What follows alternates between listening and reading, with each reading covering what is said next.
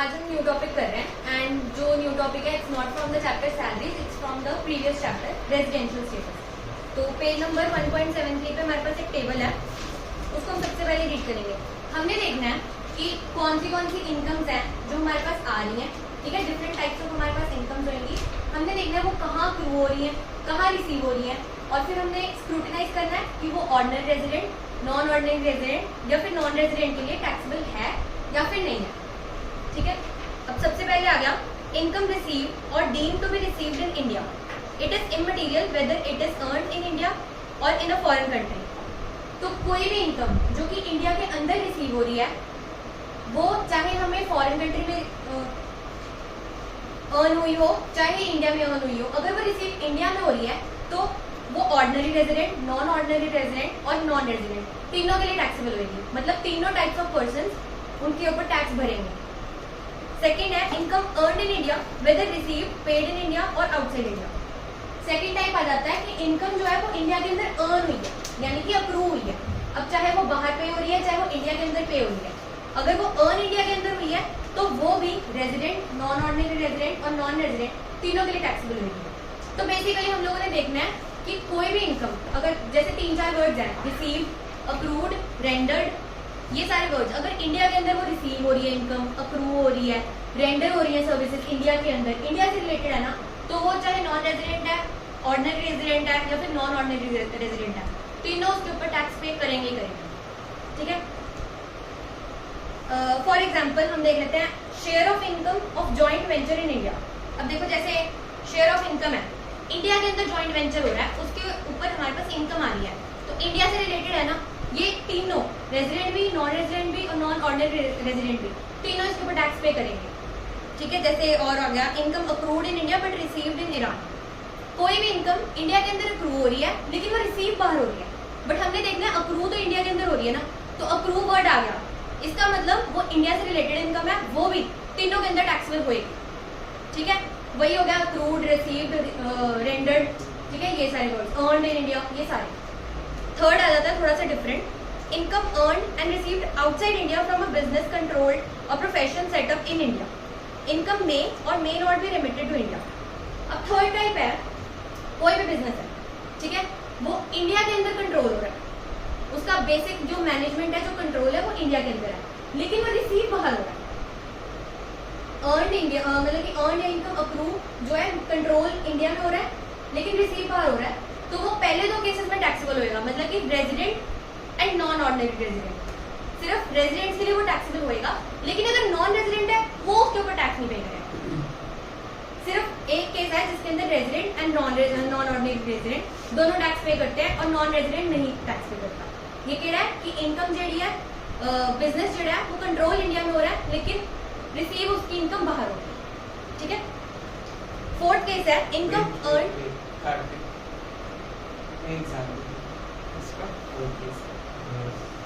जैसे अगर कोई एमएनसी वगैरह है वो बाहर ऑपरेट मतलब इंडिया से हो रही है, मतलब ऑपरेट इंडिया में हो रही है लेकिन अर्निंग्स उसकी बाहर के इन्वेस्टर से, तो ऑपरेट का मतलब क्या है? What is the definition of operate? मतलब उसके जो ऑपरेशंस हैं जो उसके वर्किंग हो रही है वो इंडिया में हो रही है लेकिन उसके इन्वेस्टर्स जैसे बाहर से।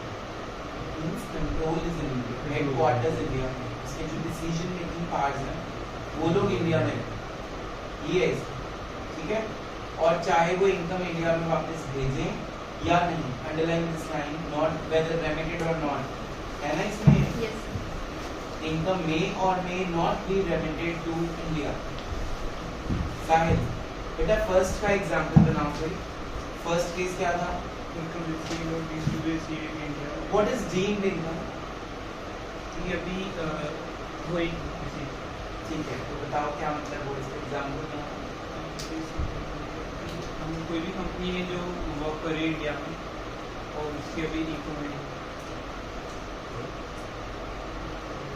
इसका मतलब ये है कि वो अप्रूव भी इंडिया में हो सकती है, अगर वो रिसीव नहीं भी हुई तो वो अप्रूव भी इंडिया में हो सकती है। आपका एग्जांपल ठीक था, ठीक है। अगर वो भी केस है तो भी उसके ऊपर तीनों बंदे टैक्स पे करेंगे, चाहे रेजिडेंट है, नॉन ऑर्डिनरी है या फिर वो नॉन रेजिडेंट भी है। मैं थर्ड केस का एक एग्जांपल दे देती हूँ। Income from business controlled from India but in Pakistan ₹10,000 and income remitted to India. अब इसके अंदर रिमिटेड टू इंडिया तो कोई रेलेवेंट नहीं है, बिकॉज वो नहीं भी रेमिट होती तो भी एक ही बात थी। इसके अंदर जो इनकम बिजनेस से आ रही है वो बिजनेस कंट्रोल इंडिया में हो रहा है, लेकिन रिसीव कहाँ हो रही है? अब्रॉड, मतलब पाकिस्तान में रिसीव हो रही है। तो फिर नॉन ऑर्डिनरी रेजिडेंट और रेजिडेंट इसके ऊपर टैक्स पे करेंगे, लेकिन लास्ट केस जो है नॉन रेजिडेंट वो इसके ऊपर टैक्स पे नहीं करेगा। फोर्थ केस है, वेट, किसी को कोई डाउट है तो अभी पूछ लो, 3 केसेस हो गए। Any doubt? तुषार समझ आ गया? आशुतोष, ग्रीन कॉल आपका। फोर्थ केस है इनकम अर्न और received outside India from a business controlled और प्रोफेशन सेटअप आउटसाइड इंडिया। अब इस केस में पिछले केस से क्या डिफरेंस है कि इसमें जो कंट्रोल है बिजनेस का वो भी बाहर ही है, मतलब इनकम जी है जो बिजनेस से आ रही है वो बिजनेस कंट्रोल भी बाहर हो रहा है, उसकी सारी मैनेजमेंट भी बाहर है, और फिर रिसीव पे इनकम बाहर ही हो रही है। इस वाले केस में सिर्फ और सिर्फ एक ऑर्डिनरी रेजिडेंट है वो टैक्स भरेगा, ना नॉन ऑर्डिनरी रेजिडेंट टैक्स भरेगा ना नॉन रेजिडेंट टैक्स भरेगा। सिर्फ फर्स्ट वाले केस में ये इनकम टैक्सेबल होगी। For example, income earn in America receive there but brought in India. Income earn कहाँ हुई? अमेरिका में। रिसीव भी कहाँ हुई? अमेरिका में। Brought in India irrelevant. दोनों चीजें अगर बाहर है, अर्न एंड रिसीव, तो हमारा आ गया ये फोर्थ केस, सिर्फ और सिर्फ नॉन रेजिडेंट के लिए टैक्सेबल, फर्स्ट केस में टैक्सेबल। ठीक है, किसी को कोई इसमें डाउट है फोर्थ पॉइंट में? तो फिफ्थ पॉइंट है income earn and received outside India from any other source. अब इस केस में ये है कि हमें इनकम जो है वो बाहर रिसीव हो रही है, अर्न हो रही है किसी और सोर्स से, कोई भी डिफरेंट सोर्स है वो। ठीक है, जैसे कि आ गया capital gain on sale of agricultural land situated in Pakistan. हमें इनकम कैसे आई है? कैपिटल गेन, डिफरेंट सोर्स है, कैपिटल गेन से हमें इनकम आई है। कहाँ हो रही है अर्न? पाकिस्तान में। रिसीव भी कहाँ हो रही है? पाकिस्तान में। ठीक है, हमारे पास इनकम का सोर्स डिफरेंट है। तो इस केस में भी सेम पिछले केस की तरह सिर्फ और सिर्फ एक रेजिडेंट टैक्स भरेगा, नॉन रेजिडेंट और नॉन ऑर्डिनरी रेजिडेंट टैक्स नहीं भरेगा। मतलब इन शॉर्ट फोर्थ और फिफ्थ केस में ये फर्क है। फोर्थ केस में आपका बिजनेस था, फिफ्थ केस में आपका बिजनेस नहीं है लेकिन आपको इनकम हो रही है कहीं से, वो किसी और source other than business, business income के अलावा। तो चाहे फोर्थ और फिफ्थ केस को आप एक ही नाम भी दे सकते। नेक्स्ट लास्ट केस है हमारा income earned and received outside India in the years preceding the previous year in question and if the same is remitted to India during the current previous year। अभी बिल्कुल last case बहुत easy है। इसमें ये है कि आपकी जो इनकम है ना वो पिछले प्रीवियस ईयर जो था हमारा, जो करंट प्रीवियस ईयर है, उसके पिछले सालों में अर्न हो चुका था। सारी इनकम पिछले से, मतलब बहुत पहले से इनकम जो है अर्न हो रही थी, लेकिन वो रिसीव कब हुई है? प्रीवियस ईयर में।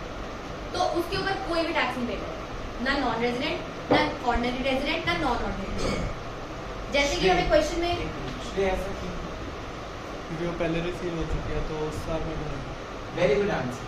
जिस साल उसने रिसीव करी होगी या नहीं भी करी होगी रिसीव, टैक्स उसी साल ड्यू हो जाता है। देखो टैक्स कब पे करते हैं, चाहे इनकम आपको रिसीव होनी है अभी चाहे नहीं होनी। अगर टैक्स की रेट पहले आ जाएगी या इनकम रिसीवेबल है अभी स्टिल, फिर भी आप उस पर टैक्स पे करते हो। मैं तुम्हें अकाउंट्स के एग्जाम्पल देता हूँ। हम एक रूल कंसेप्ट को फॉलो करते हैं। आउटस्टैंडिंग इनकम्स को हम P&L की क्रेडिट साइड पे क्या करते हैं? ऐड। अब अगर हमने इनकम में ऐड कर दिया, अभी वो इनकम मिली नहीं, तुम्हारा जो नेट प्रॉफिट आएगा उसके ऊपर तुम क्या पे कर दोगे? Income tax.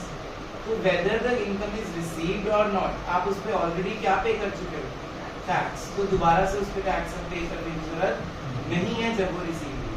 तो डीम्ड इनकम या income receive whichever is earlier पे टैक्स पे होगी। ठीक है, एनीथिंग एल्स? एक बहुत इंपॉर्टेंट चीज है इन क्वेश्चंस में ना, हमें एग्रीकल्चर से रिलेटेड पॉइंट्स आएंगे। इसमें ये ध्यान रखना है, अगर तो एग्रीकल्चर इंडिया में हो रखा है तो इंडिया में agricultural income is exempt under section 10 subsection 1। ठीक है, अगर हमें बोल दिया उन्होंने कि एग्रीकल्चरल इनकम है जो इंडिया में एग्रीकल्चरल लैंड थी वहां से भी इनकम आई है, तो वो उसके ऊपर कोई टैक्स नहीं पे करेगा बिकॉज वो है ही एग्जेम्प्ट है।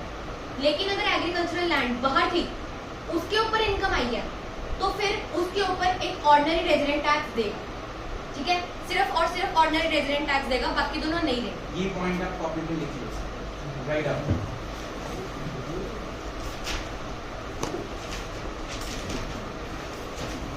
ये चीज इंपॉर्टेंट है, बाकी सारे पॉइंट्स जो है इन 6 पॉइंट्स के अंदर कवर हो जाएंगे। एग्रीकल्चर का ध्यान रखना है टैक्स से। Right up. Income from agricultural land, इस चार्ट के ऊपर लिख लो, कॉपीज क्यों भूल रहे हो। Income from agricultural land in India is exempted. Income from agricultural land in India is exempted.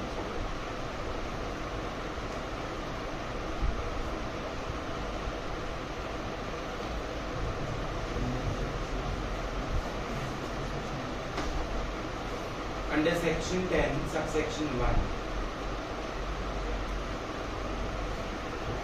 but from abroad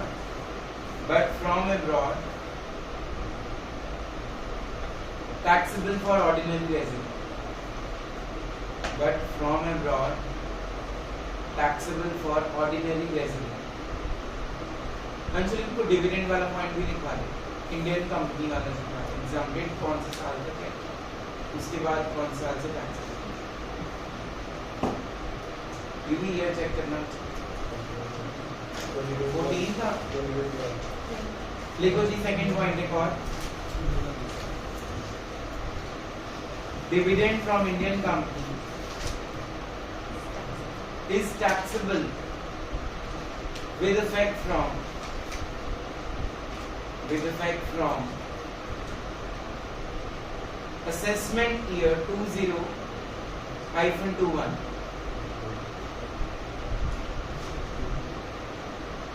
Anything else? Any questions? Easy please। कोई doubt है किसी को? Shrey, assessment year 21-22, previous year 20-21, correction कर लो। Assessment year 21-22, previous year 20-21।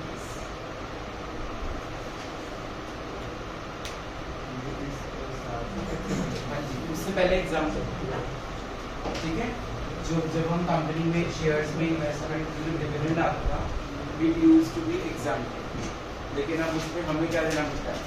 Tax, और company भी tax दे रही है, डबल टैक्सेशन हो जाए।